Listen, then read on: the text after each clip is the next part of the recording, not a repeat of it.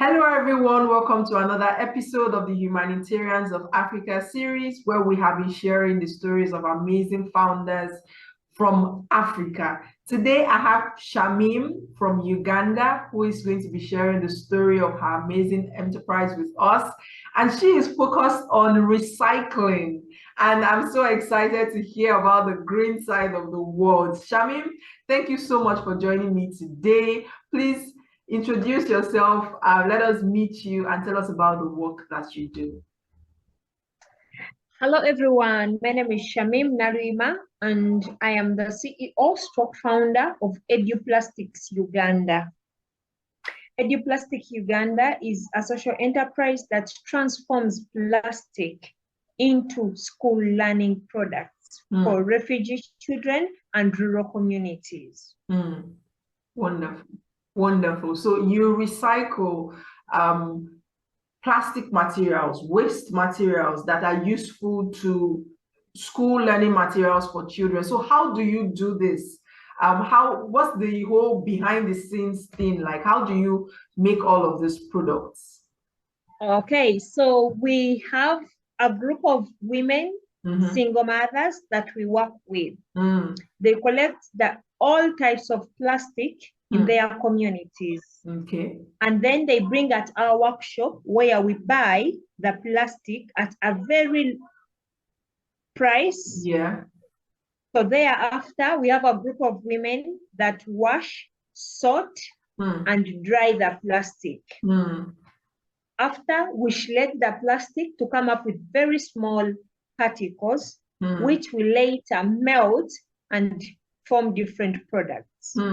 Currently, we have the numbers, we have the clocks, we have clock pegs, and rulers. So that is a short process of how we how the production goes about. Wonderful. So you work with women majorly. It's women-led, yes. Women-owned, women-pushed, everything.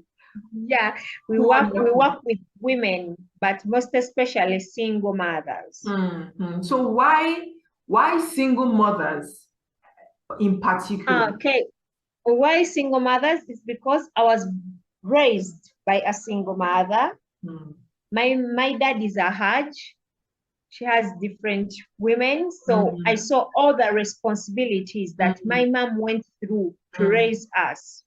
My mom had 6 children, but she made sure that we all had what to eat, what to dress. We had to go to school. So she had to meet the medical needs. So I grew up seeing her struggling. Sometimes she had completely nothing to feed us with. But as a mother, she would go and do other jobs so that she can earn something for the family. She could not even save much because she wanted her children to really get a best life.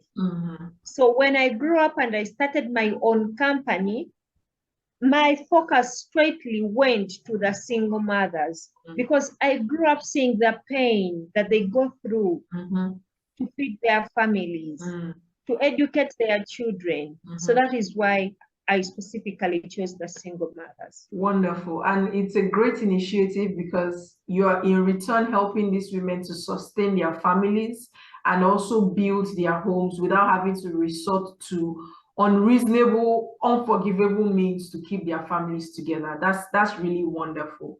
So tell me, where did your love for recycling, or how did you get this whole idea of having to pick trash and turn it into beautiful items, such as, I saw the alphabets that you just launched, and they're really, really amazing. So where did that idea come from to do something beautiful?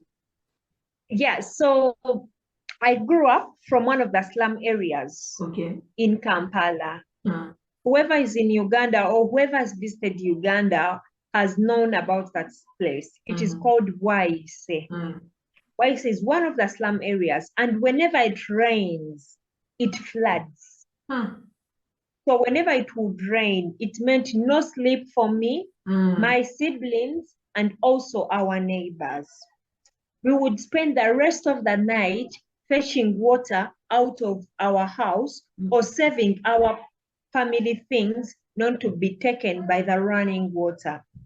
It was a very horrible experience for me and my siblings plus my mom. So when I was growing up, I would put the blame on the government, that the government is actually not really doing something, because our houses were getting spoiled, our beds were taken by the running water. It meant no school for me and my neighbors plus my siblings. So I was always blaming the Ugandan government. I was like, where is the government to save us? But as I was growing up, I realized that actually the government is trying, but also the citizens are not really trying to live their best. The community where I grew up from, whenever it would rain during daytime, we would get our waste and let it go by the flooding waters.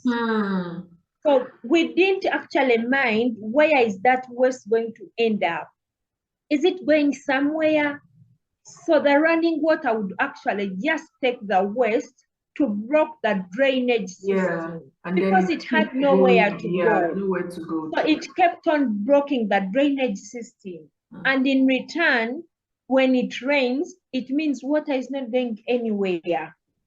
So once I realized that problem, it really tackled my mind a lot. What can I do to really save such a thing? So I went and worked with Reform Africa. Reform Africa transforms plastic polythene bags to come up with sustainable bags. So I worked with Reform Africa and gained the skills in recycling.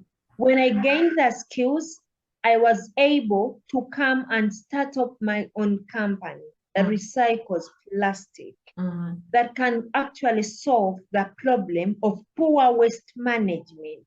Because most people litter the plastic because they believe plastic can't do anything. Plastic is useless. They believe it can't be reused anymore. That is why after use, they just litter it. They don't mind where it goes. So that is the pain that I came up with to develop the enterprise, to make sure that at least I can give plastic a second life, to make sure that I can turn plastic into wealth. Yes. Wonderful, wonderful. Your personal experience that you moved into trying to solve a problem. And you are not solving just the problem of drainage. You are solving the problem of unemployment for the single mothers. You're solving the problem of sustainability. Now they are able to feed their families, they are able to work, they are able to live an honest man's life. And that's really, really, really amazing. So talking about challenges now, what are the challenges you face trying to run a social enterprise in Uganda, and also sort of incorporating, recycled materials into beautiful items that you make? So walk us through some of the challenges that you face. Yeah, so the most challenge that I face as a recycler in Uganda is mindset shift. It is hard for my local citizens, the Ugandans, to believe that something beautiful can be made from plastic. I have done different sensitization. Recently, my story runs on a national TV, NBS television, sensitizing the community, making sure that the world knows that plastic is not actually waste. You can do something reasonable out of it. So the mindset shift is a very big problem to me as a recycler in Uganda. And then acceptance. The recycling business in Uganda is more of men. So me as a woman, people really think I can't do anything. Acceptance that I can actually operate the machines and develop the alphabetic letters. Acceptance that I can train people how they can recycle. That is also something that is a challenge to me. And then the other challenge that I'm facing is machinery. I would like to develop very many products. Like I have a lot of products in my mind that I believe can solve the education system. But the problem, I don't have enough machines to produce them. Every product that I'm thinking of needs a new machine to operate. So that is also another problem. I would like to create different employment to very many single mothers and youths outside there. But my capacity currently is a little bit small. It can't really provide employment to all of them. And lastly, markets. I would like to conquer most markets, the European markets, but the connections of how to conquer those markets. Because what I'm doing actually looks like an NGO. For every 10 sets of the recycled letters that you buy, I donate a set to a refugee camp. For every bag that you buy, I donate a bag to a refugee child. So I am looking for markets where I can be able to sell the letters, the numbers and the clocks to them so that in return, I am able to sustain the single mothers that I'm working with. I am able to help the refugees that I'm creating. I am able to create a good learning environment for the rural children. Wonderful. I can feel your passion when you talk about this and the challenges that you face with having so much ideas, but not having the capacity to, churn those ideas out and all of that. But I'm hopeful that as the time goes by, some of these challenges will be stories that you look to and share from, definitely. So, in your opinion, what are the most important factors to consider when creating a product made from recycled materials? So now this has to do sort of with mindset shift. People think that plastic is waste, so we can just throw it away. But what are the things you consider before picking a plastic and creating it into beautiful items? What are those important factors? Okay, so the most important factors that you need to consider is the type of waste. Plastic has over 7 different types. It has the HDP, it has PET, it has other types.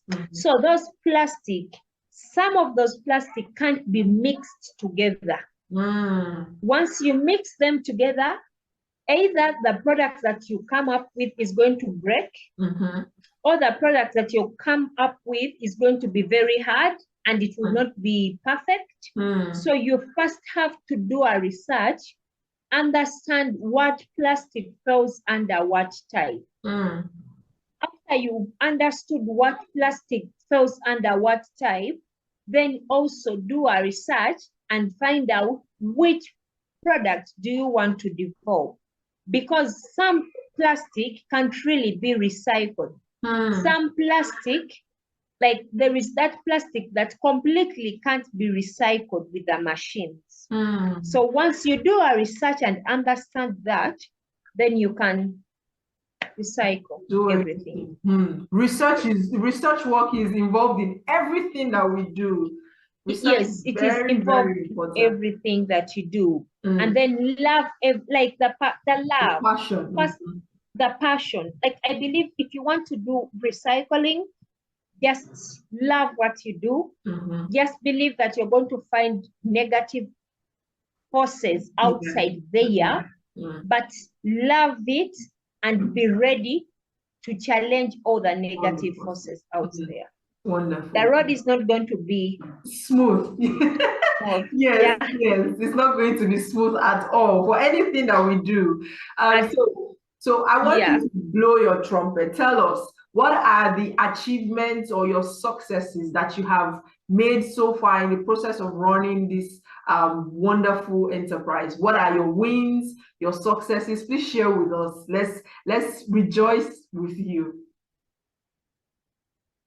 Okay, so what I celebrate most is launching up a company that provides employment to the single mothers, that creates and supports the education system of my country. I celebrate that as a win.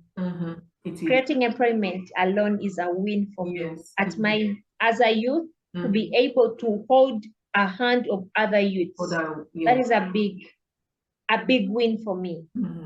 And then also training the communities on what can they do with plastic, how can they manage their plastic, is also something that I don't take for granted. Yeah, and also other wins, I was able to be recognized by SEED Award. So I also take that as a win, to be recognized globally. Yeah, so like I really take that. I don't really take that for granted. I celebrate that. And then I also celebrate the networks that I have and referrals. I celebrate them a lot. Plus the people that really believe in me. To me, that is what I celebrate. Wonderful, wonderful. No matter how small, whatever win it is, a win is a win, and we must always celebrate it. So well done on the work that you're doing so far. So I have one last question before I would let you go. So how do you see the use of recycled materials evolving in the future? So you know that we're at a point right now where people do not really believe in it, and people are not embracing it like they should. So how do you think recycling would evolve in the future? Okay, how I think recycling would evolve in the future is, one, we don't have another world to live in, and the future is today. So I believe that if we all try to practice the 3R, recycling, reuse, and refuse, we are saving the mother nature. If we really have to save the mother nature, I believe we have to start now. True.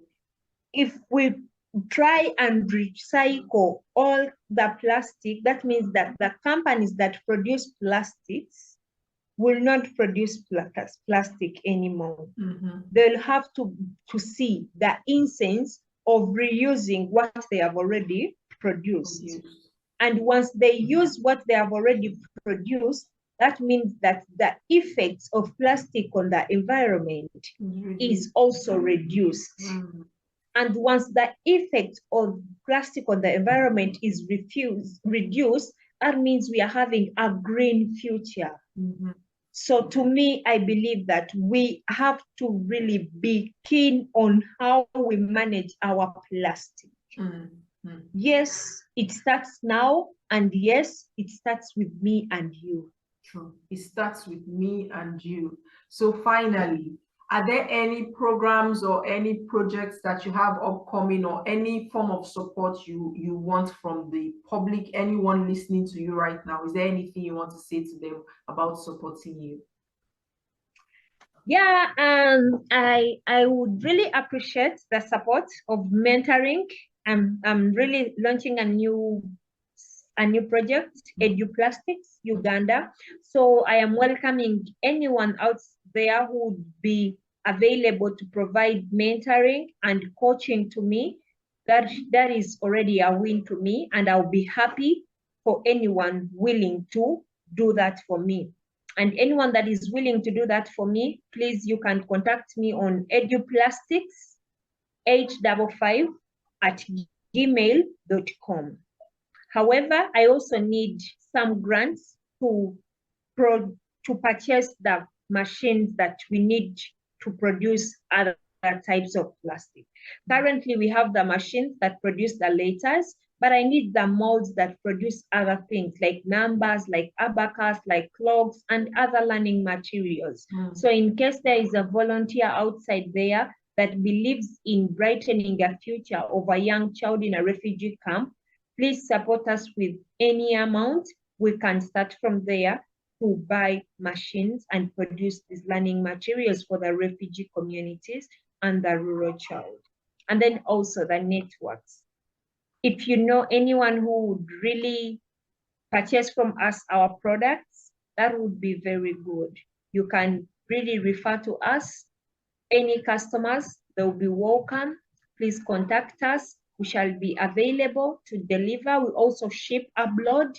So in case you're abroad and you're scared of how will you get our products, feel free to support EduPlastics. By supporting EduPlastics, you're not only supporting Shamim as a person, you're supporting the single mothers that I'm creating in employment. You're supporting the rural child that we give these learning materials to. You're supporting the refugees that love the learning materials. So in case you're outside there and you're looking for where to invest your money, please invest in EduPlastics. You won't regret.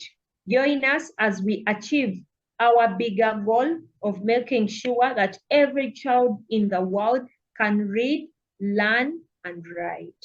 Wonderful. Thank you so much. Wonderful. Thank you so much. That was really, really good. So everyone, you have heard it from Shamim.